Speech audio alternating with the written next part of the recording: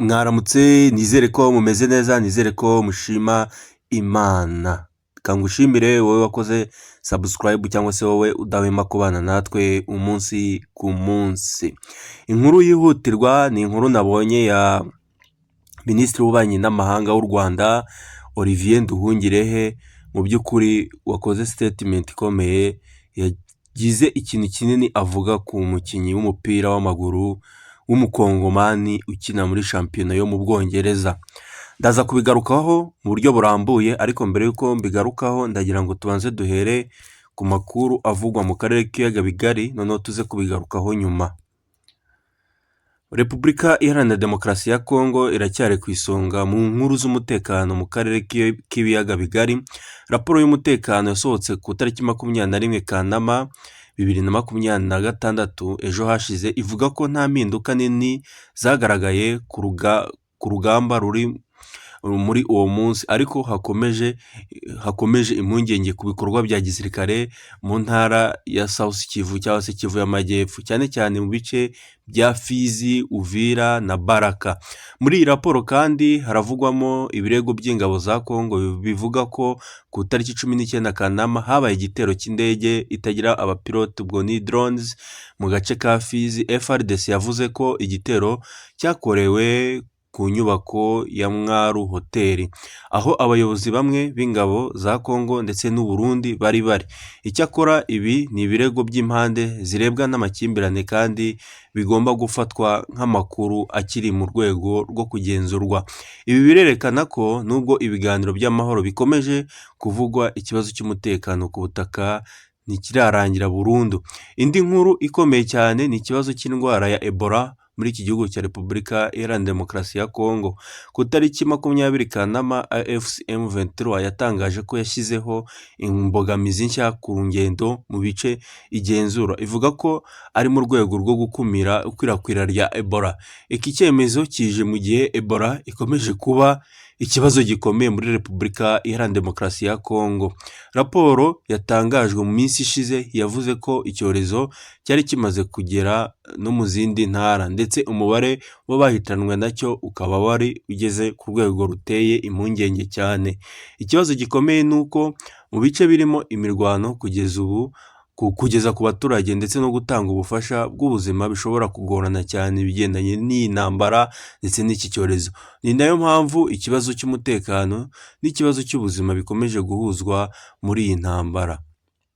Mu gihe imirwano n'impaka bikomeje, ibiganiro byo gushaka amahoro nabyo ntibyahagaze burundu. Kugeza ubu hari inzira zitandukanye z'ibiganiro, zirimo ibiganiro byahuje Repubulika Iharanira Demokarasi ya Kongo ndetse n'igihugu cy'u Rwanda, ndetse n'inzira ya Doha ihuza Kinshasa n'abahagarariye M23.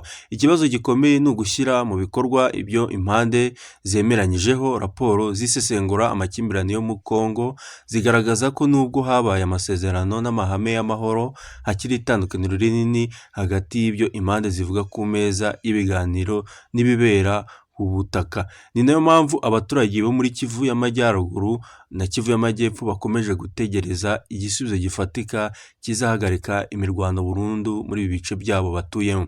Mu minsi ishize umubano hagati ya Kinshasa ndetse n'Ubujumbura wakomeje kuba ingenzi cyane kubera ikibazo cy'umutekano wo mu burasirazuba bwa Kongo. Hari isesengura ryasohotse ku itariki 19 Kanama ryerekana ko uburyo amakimbirane ya M23 yagize uruhare mu gukomeza umubano wa politike n'umutekano hagati ya Kongo ndetse n'igihugu cy'u Burundi. Ibi bifite igisobanuro gikomeye cyane ku karere, kuko u Burundi buri ku mupaka wa Kongo, kandi ibibazo by'umutekano muri Kivu y'Amajyepfo bishobora kugira ingaruka ku Burundi muri rusange. Hari kandi raporo y'umutekano ivuga ku bikorwa by'ingabo z'u Burundi mu bice bya Kivu y'Amajyepfo, nubwo amakuru ku ruhare n'imikorere y'impande zitandukanye akomeje gutangwa mu buryo bunyuranye. Ibi byose bituma Bujumbura na Kinshasa bikomeza gukurikiranwa cyane mu bijyanye n'umutekano w'akarere. Mu Burundi naho hari inkuru iri gukurikiranwa cyane. Amakuru yatangajwe ku itariki 20 Kanama ejo hashize avuga ko abagabo babiri bo mu ntara ya Butanyerera baburiwe irengero kuva ku itariki 12 ubwo bari mu rugendo berekeza i Bujumbura. Imiryango yabo ivuga ko bashobora kuba barafashwe n'abantu bataramenyekana ariko aho bari n'icyababayeho ntikiramenyekana neza. Iyi nkuru yongeye gutuma ikibazo cy'umutekano n'uburenganzira bwa muntu gikomeza gukurikiranwa muri iki gihugu cy'i Burundi.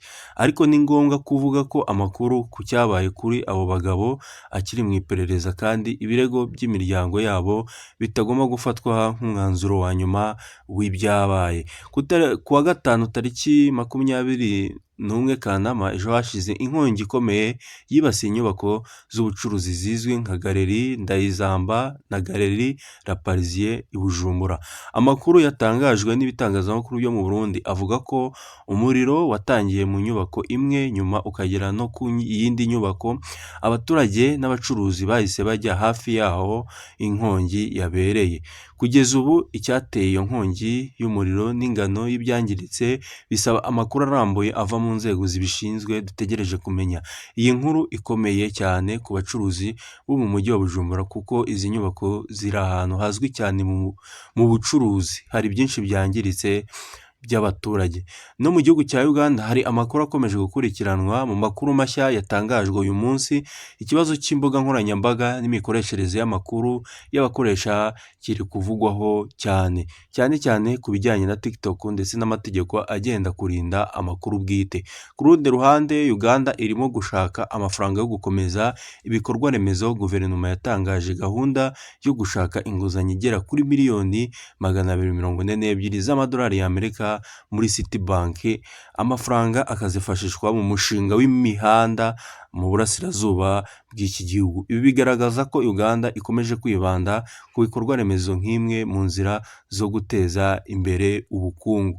Ku Rwanda ikibazo gikomeye cyane gikomeje kuba umutekano w'uburasirazuba bwa Repubulika Iharanira Demokarasi ya Kongo n'umubano hagati ya Kigali ndetse na Kinshasa. Perezida Paul Kagame yakomeje kuvuga ku kibazo cya M23 n'impamvu u Rwanda ruvuga ko rukeneye garanti z'umutekano mbere yo gufata zimwe mu ngamba zisabwa n'amahanga. Mu kiganiro cyatangajwe n'itangazamakuru ryo mu karere, Kagame yabajijwe ku kibazo kijyanye na M23 naho M23 yakomeza kujya, maze aragaragaza ko Kigali ishaka ko habaho uburyo bwizewe bwo kwirinda ko ikibazo cya M23 cyazahinduka umutwaro ku gihugu cy'u Rwanda.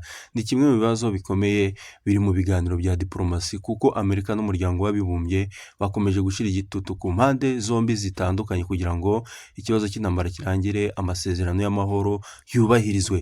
Ikibazo gikomeye ubu ni amakimbirane ya Kongo atakiri ikibazo cya Kongo yonyine. Akarere k'ibiyaga bigari kose gafite inyungu n'impamvu zo gukurikiranira hafi ibibera muri Kivu. Kongo ifite ubuso bunini ariko cyane cyane urasirazuba bwaho buhana imbibi n'u Rwanda, u Burundi ndetse n'igihugu cya Uganda. Iyi mirwano ikomeye ishobora gutera abantu guhunga, ihungabanya ubucuruzi bw'abambukiranya imipaka ndetse ikongera umubare w'impunzi.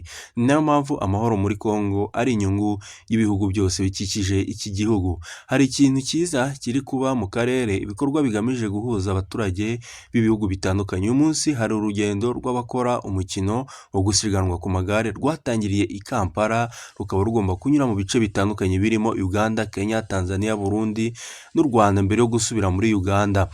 Iki gikorwa cyerekanwa nk'uburyo siporo ishobora gufasha mu guteza imbere ubufatanye n'imibanire y'abaturage bo mu bihugu bya Afurika y'Uburasirazuba. Ni urugero ruto ariko rufite igisobanuro kinini. Mu gihe abanyapolitike baganira ku mipaka n'umutekano, abaturage nabo bashobora gukomeza kubaka ubufatanye binyuze muri siporo, ubucuruzi ndetse n'ingendo. Iyi ni Kayora Info, kora subscribe tujye dukomeza kubana mu makuru agiye atandukanye.